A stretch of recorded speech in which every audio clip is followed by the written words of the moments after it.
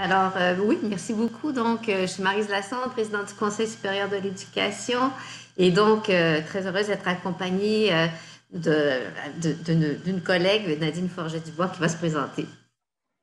Oui, alors bonjour. Donc, Nadine Forget-Dubois, moi, je suis la coordonnatrice par intérim du comité du rapport sur l'état et les besoins de l'éducation et j'ai travaillé comme agente de recherche et de transfert pour le rapport sur l'éducation numérique. Voilà. Donc, on va tout de suite commencer, si vous voulez bien. On se partage la présentation, un peu comme nos collègues l'ont fait dans la première session. Alors, euh, Éduquer au numérique, on va vous présenter en fait les principales conclusions de notre rapport sur l'état des besoins de l'éducation qu'on a publié en 2020, qui, donc, comme vous le voyez, s'appelle Éduquer au numérique. À la prochaine diapo, on vous présente un peu comment fonctionne le Conseil supérieur de l'éducation, qui est pas aussi connu finalement peut-être que le ministère en tant que tel, mais le Conseil a été créé en même temps que le ministère de l'Éducation en 1964. Comment on fonctionne, c'est qu'on a une table qui est faite avec les 22 membres qui sont nommés par le Conseil des ministres, mais on a aussi à l'interne la permanence, comme Madame Forget-Dubois ici présente, qui travaille pour alimenter les instances qui représentent chacun des secteurs et des niveaux de l'éducation. Et là, on va vous présenter les travaux qui ont été produits par un de nos comités qui s'appelle, le premier que vous voyez ici sur l'écran, le comité de rapport sur l'état et les besoins de l'éducation. Alors, voilà, la prochaine diapo, juste pour vous dire comment on fonctionne, c'est que au Conseil, on se base bien sûr sur les savoirs savants, on fait des études, des recherches, on consulte des experts, mais on a aussi les savoirs d'expérience. Alors, c'est vraiment à travers les bénévoles qui sont membres de nos instances qu'on arrive finalement à avoir le point de vue du terrain. On fait aussi des consultations de terrain, puis on a également à travers chacune de nos instances des délibérations démocratiques. Alors, c'est vraiment une tâche de co-construction finalement pour arriver à produire un rapport ou un avis. Et concernant celui qu'on va vous présenter aujourd'hui, donc dans la prochaine diapo, voilà comment on fonctionne encore une fois. C'est la table du conseil qui mandate ces instances, les comités, les commissions, mais la permanence qui est au cœur de cette diapo, mais c'est vraiment elle qui fait la recherche, qui rédige, qui intègre les commentaires des différentes instances. Et concernant donc ce nouveau rapport sur l'état des besoins, pour le faire, pour le produire, on a quand même réuni un comité formé de 14 personnes. On a eu la chance d'avoir comme présidente Mme Jacqueline Dubé qui venait de prendre sa retraite. Elle était présidente directrice générale du CEFRIO, qui était un accélérateur de la culture numérique dans les entreprises et les organisations et qui avait fait beaucoup de travail aussi au niveau scolaire. Vous voyez aussi parmi les personnes, on avait évidemment des représentants du récit, on en avait de la TELUC, on avait des enseignants francophones, anglophones, un petit peu vraiment tous les secteurs étaient représentés. Prochaine diapo. C'était 18 mois de travaux. Donc, on a rencontré plus de 40 expertes et experts qui ont été soit entendus par le comité, soit rencontrés par l'équipe professionnelle. En gros, c'est 70 heures de réunion, de délibération, évidemment toujours appuyées par des travaux, des études, des recherches qui étaient produits par ces travaux-là produits par la permanence. Et en plus, ce qu'on a fait, ce comité-là a rencontré les 5 commissions du Conseil. Les 5 commissions du Conseil, donc je vous rappelle, c'est préscolaire primaire, le secondaire, le collégial, l'universitaire et l'éducation permanente, la formation des adultes. Alors, c'est 75 personnes qui représentent tous les ordres et secteurs d'enseignement. Ils ont été rencontrés pour avoir leur point de vue sur éduquer au numérique et aussi sur le plan d'action numérique. Alors, pour alimenter tous ces travaux-là, l'équipe a aussi produit des études et des recherches. Ce sont des documents, finalement, vous les voyez sur l'écran, on en a produit 6, puis ça a été publié dans le cadre des travaux du comité. Et la version numérique du rapport lui-même contient des hyperliens vers ces documents, de même que des liens vers d'autres documents d'enrichissement.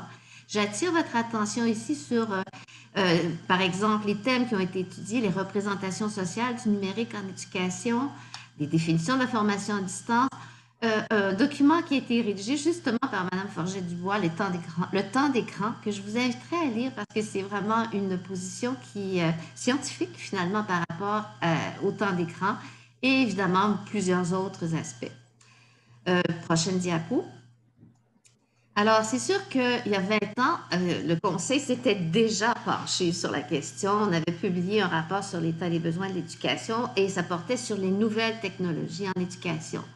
Puis, on concluait vraiment à l'époque, donc en 2000, que l'utilisation des nouvelles technologies pouvait favoriser les changements souhaités en éducation. Puis, à l'époque, on avait formulé des orientations qui sont, je crois, toujours d'actualité. En fait, on demandait des orientations ministérielles claires. On demandait aussi de développer des contenus multimédia en lien avec les curriculums et les programmes d'études québécois. On demandait aussi des ajustements à la formation et au perfectionnement du personnel enseignant. Donc, voyez-vous, des orientations, je pense, qui demeurent finalement même 20 ans plus tard. Mais là, on s'est dit, avec l'omniprésence de l'Internet, il y a de nouveaux enjeux qui sont apparus, dont des préoccupations éthiques. On parle aussi, par exemple, d'utiliser beaucoup l'intelligence artificielle dans l'enseignement. Alors, c'est un des aspects qu'on devait aussi analyser. Alors, on s'est dit, vraiment, pour débuter nos travaux, on s'est dit, il ne suffit plus d'enseigner par le numérique, il faut vraiment maintenant enseigner, il faut éduquer au numérique. Et juste pour vous résumer un petit peu ce qu'on veut dire par éduquer au numérique, on a une petite vidéo qu'on va partager avec vous.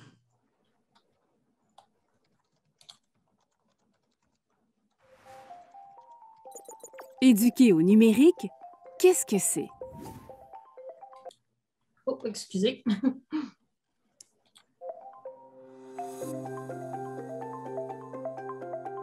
D'abord, une littératie à intégrer.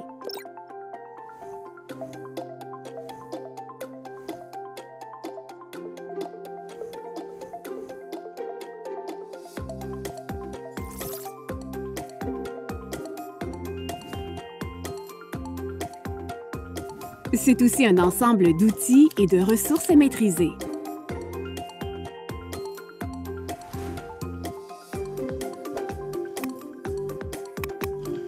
Il y a également des valeurs à considérer.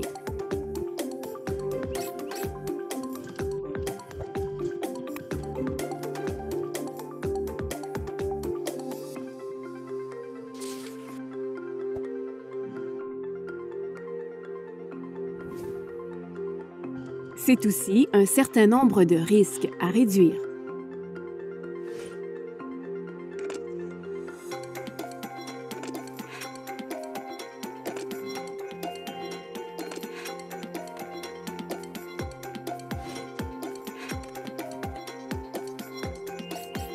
C'est enfin un ensemble de bénéfices à cultiver.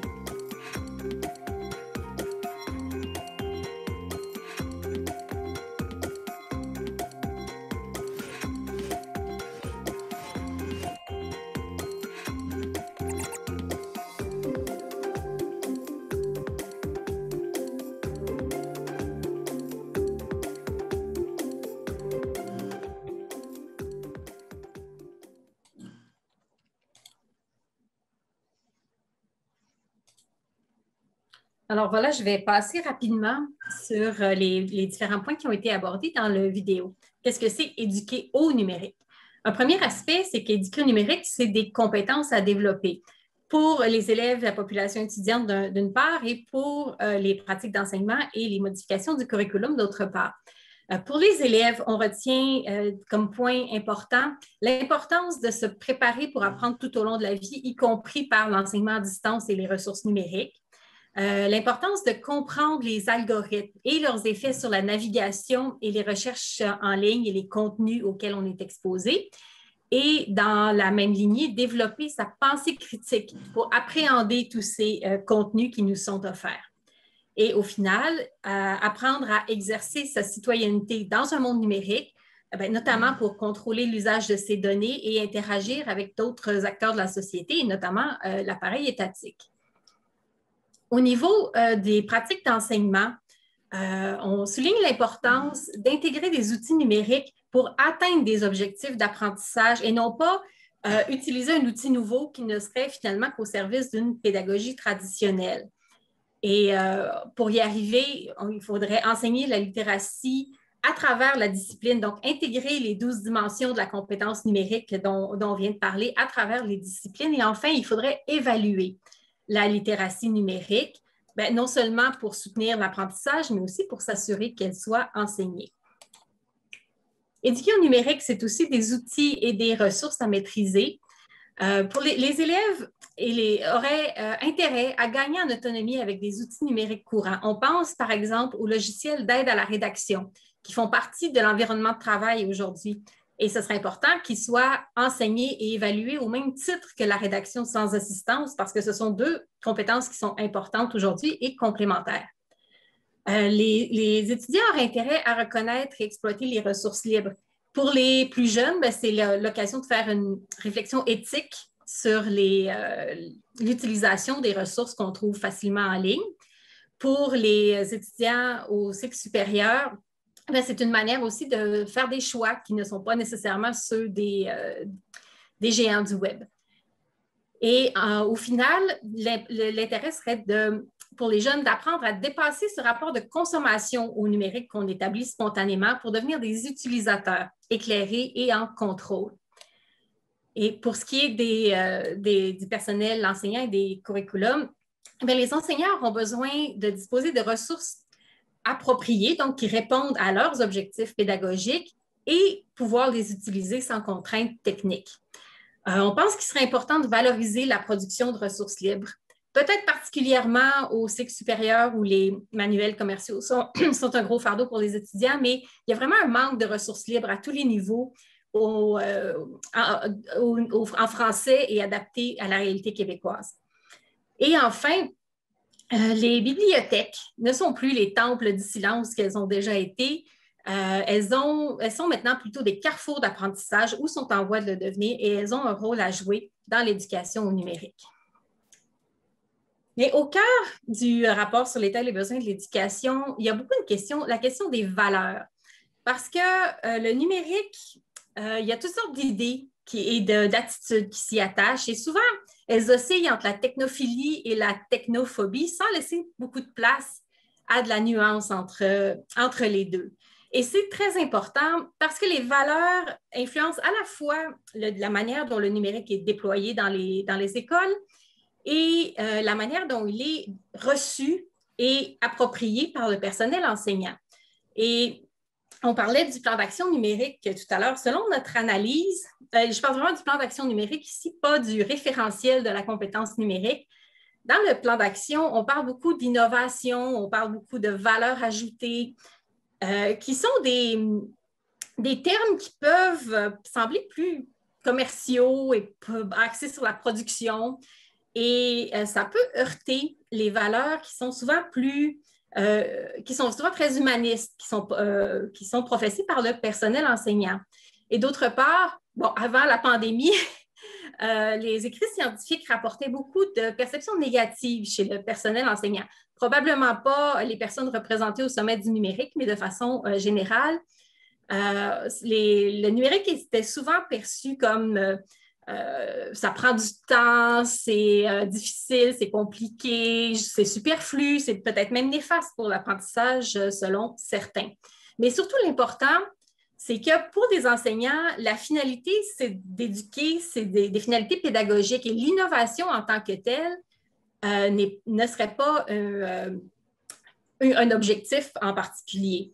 Alors, selon notre analyse, il y aurait peut-être un décalage qui sera à combler entre les valeurs qui sous-tendent le plan d'action numérique et les valeurs que professe le personnel enseignant pour arriver à se rejoindre. Et le référentiel de la compétence numérique est certainement un très bon pas dans cette direction. C'est vraiment un document qui soutient l'éducation au numérique, mais malheureusement, selon la consultation de nos commissions qu'on avait fait en 2019, il était très peu connu et très peu lu dans les écoles. Alors, il y a encore là un pont à créer ici.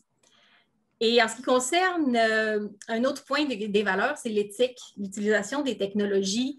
Il y a eu, et elles ont été exacerbées dans l'année qui a passé, beaucoup de craintes de plagiat, d'intimidation en ligne. Au final, ce qu'il faut, c'est laisser les jeunes avoir l'occasion de développer leur littératie numérique. Parce que la littératie numérique, ce n'est pas seulement des savoir-faire pédagogiques, c'est aussi des compétences socio-émotionnelles, comportementales et citoyennes. On ne peut pas faire abstraction des risques qui viennent avec le numérique, les principaux étant liés au risque d'aggravation des inégalités sociales.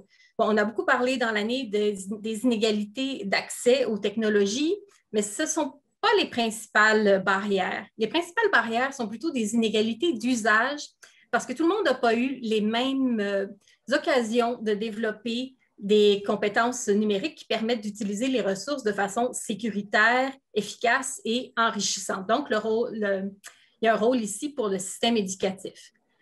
On note aussi que la culture numérique reste assez peu inclusive, et notamment pour les filles.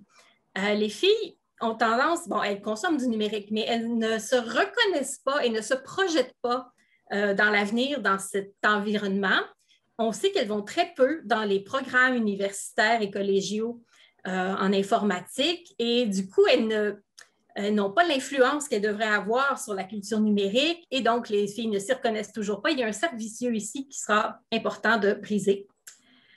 Au niveau des risques, il faut parler des dommages écologiques. Le numérique, c'est une industrie qui est quand même très polluante et qui exploite des populations pauvres pour fabriquer des appareils à faible coût et qui, au final, ne sont pas durables. Et un dernier point, c'est très possible de développer des habitudes de vie malsaines en lien avec le numérique, mais c'est un enjeu d'éducation aux bonnes habitudes de vie et de responsabilisation.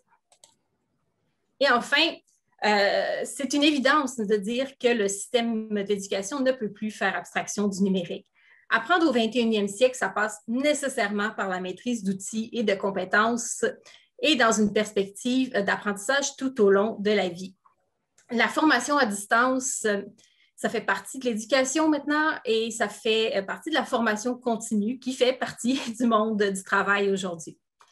Un autre avantage qu'on a bien exploité dans les derniers mois, c'est la flexibilité du numérique qui nous a permis de continuer l'éducation en situation de crise. Un autre avantage non négligeable est celui de permettre la création d'outils qui sont adaptés aux élèves qui ont des besoins particuliers, et donc de rendre l'éducation plus accessible. Et enfin, on peut penser qu'avec l'intelligence artificielle, on en viendra éventuellement à personnaliser les apprentissages au rythme de chaque élève et de personnaliser aussi les parcours éducatifs selon les visées de chacun.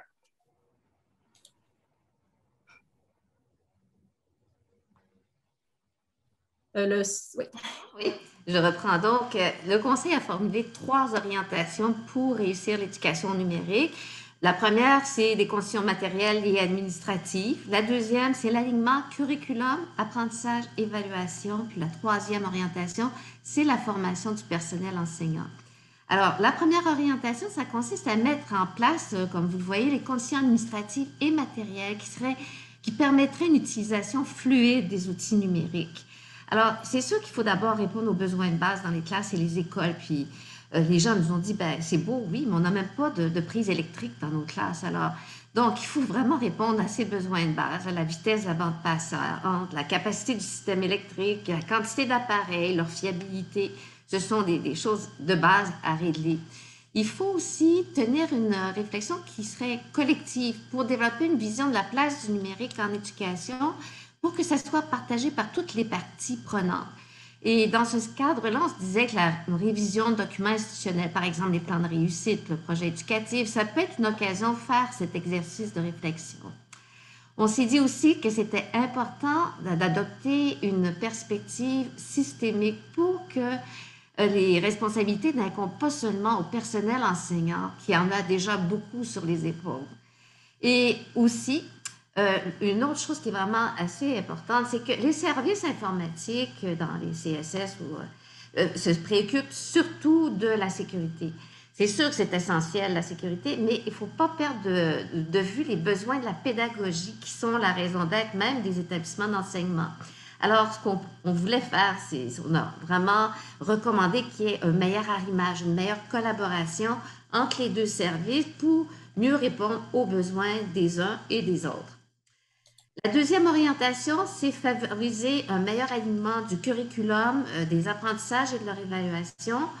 Il faut, comme vous pouvez le lire, enchâsser dans les programmes le caractère essentiel de la compétence numérique, mais dans tous les programmes. Il faut définir les balises des compétences à maîtriser pour passer à l'étape suivante. Il faut, dès la fin du primaire, du secondaire, plutôt avoir un profil de sortie qui va correspondre à celui d'une personne qui est outillée pour continuer d'apprendre tout au long de la vie.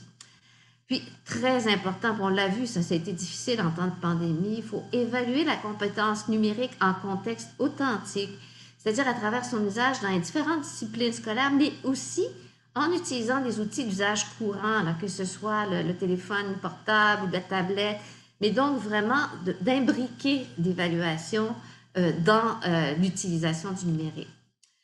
Troisième orientation, c'est qu'il faut actualiser nos programmes de formation à l'enseignement puis répondre aux besoins de formation continue et d'accompagnement du personnel enseignant. Nos collègues du ministère ont présenté beaucoup de belles initiatives avant nous. Mais donc, ce qu'il faut penser, ce que le Conseil a dit, c'est qu'il faut repenser l'enseignement comme une tâche qui est collaborative et dont la responsabilité incombe à toute une équipe. Et ce qu'on a dit aussi, c'est que les programmes de formation à l'enseignement, donc soit au cégep, soit à l'université, bien, ça devrait être eux-mêmes des modèles d'intégration des technologies numériques à des fins éducatives. Il faut se servir finalement, il faut que les professeurs universitaires soient des modèles d'utilisation du numérique. Puis, toutes les disciplines sont concernées, elles sont toutes transformées par le numérique, elles requièrent l'usage d'outils numériques. Puis, ça contribue au développement de plusieurs dimensions de la compétence numérique. Par exemple, il y a certaines disciplines, finalement, qui n'utilisent peut-être pas le numérique en tant que tel, mais qui font appel au développement d'un esprit critique qui est essentiel dans l'éducation au numérique. Puis, ce qu'on s'est dit aussi, c'est qu'avant d'innover avec le numérique, une grande partie du personnel enseignant a besoin de développer son sentiment de compétence.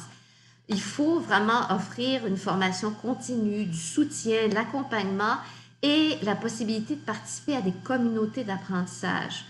Ce qu'on a pu réaliser à travers toutes nos consultations, c'est que l'accompagnement personnalisé dans la durée, c'est beaucoup plus efficace que des formations collectives ponctuelles, une journée pédagogique où on va tous faire la même chose. Parce qu'il y a certaines institutions, certaines régions qui arrivent à un niveau différent ou qui ont besoin de plus ou d'autres qui ont besoin de moins. Donc, des formations qui répondent plus aux besoins locaux. Puis, finalement, pour conclure, ce qu'on s'est dit, c'est que pour gagner l'adhésion des parties prenantes, il faut tenir compte des valeurs. Il ne faut pas les oublier, les valeurs, et favoriser une réflexion collective pour développer une vision de la place du numérique au sein des établissements. Puis, il faut évidemment répondre aux besoins du milieu, les conditions de travail, la formation continue, l'équipement. Puis, il y a lieu d'inscrire les dimensions de la compétence numérique dans les programmes de formation. Puis, en tout dernier lieu, la population étudiante doit pouvoir utiliser le numérique couramment et normalement, pas seulement pour développer des compétences en situation d'apprentissage, mais ça, c'est crucial aussi pour en faire la démonstration en situation d'évaluation. Il faut que ce soit évalué pour que ce soit appris.